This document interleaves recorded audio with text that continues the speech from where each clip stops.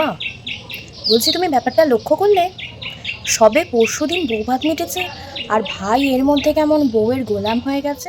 শুধু কাল রাত্রিটা কেটেছে কি না কেটেছে মা!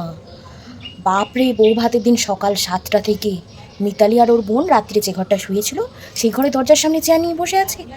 আত্মীয় স্বজন তো হাসাহাসি করছে, নে বাবা ওই বন্ধ দরজার সামনে চেয়ার নিয়ে বসে কি করছে। ও মা গো, বেলা 9টা অবধি তো মহারানী ওঠেননি।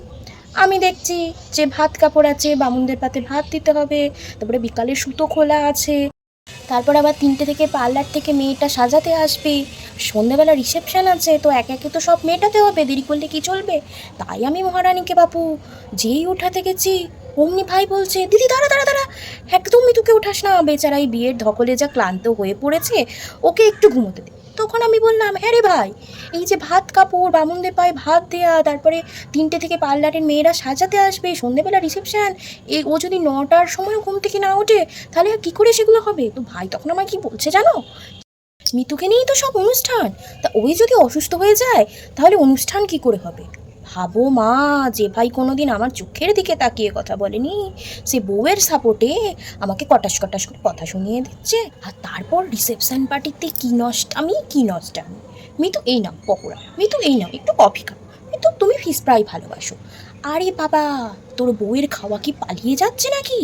এই যে তোর জামাইবাবু ছুটে দৌড়ে এই যে যতজন গেস্ট আসছে সবাইকার দেখভাল করছে, কই জামাইবাবুকে তো 1 কাপ কফি নিয়ে দিচ্ছিস না?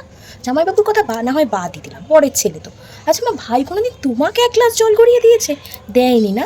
অমনি বউ আসার পর দেখছো বউ কোথায় কফি খাবে, বউ কোথায় ফিশ ফ্রাই খেতে ভালোবাসে, সব ওর নখদর।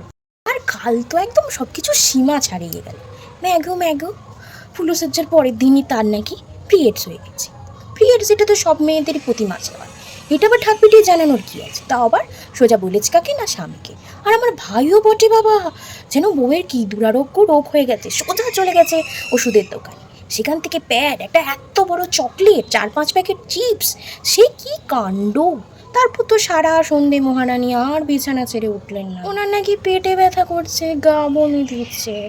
মানে সত্যি আমাদের যেন হয় না, আর আমরা যেন এইসব নিয়ে বাড়ির কাজ করি না। ছেলেটা তোমার বিয়ের 1 সপ্তাহ হতে না হতেই পর হয়ে গেল গো মা। আমিও তো আর কিছু বলতে পারবো না, এখনই বললেই বলবে দিদি বিয়ের পরও এসে ভাইয়ের সংসারে নাক গলাচ্ছে, কত ছোট ভাই আর ভাইয়ের বউ, তাদের সুখ থেকে চোখ টাটাচ্ছে, তোমারই কপালটা পুড়লো মা, আজম্ম খেটে খেটে মরেছ, আবার ছেলে আর বউয়ের ফাইফরমাস খেটে দিন কাটাতে হবে। তোমার জামাইকালকে বলছিল বুঝলে। যাই হোক, ছোটনের বউ একদম ভালো হয়নি।